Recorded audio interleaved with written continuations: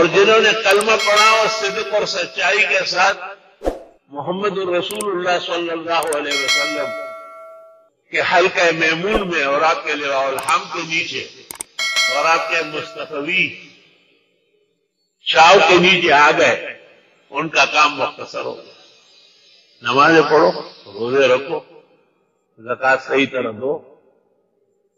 رمضان کے روزے رکھو، حج کرو، جھوٹ مت بولو، بے وفائی نہ کرو، آج شکنی نہیں کرو،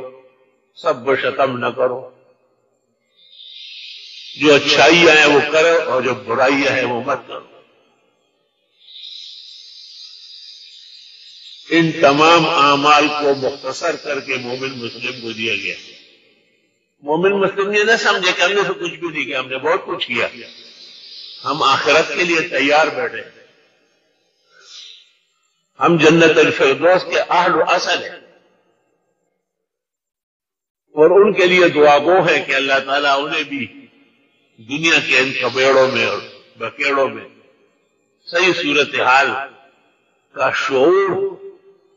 دینا نصیب فرمائے۔ تو میرے عزیزوں اور بھائیوں، تکالیف تو بہت زیادہ ہے، بڑے بڑے حضرات اسپتالوں میں ہیں، اور جو نہیں ہے ان کا بھی کچھ پتہ نہیں چلتا، کسراب وقوف نیس کے انجام کاری چیز،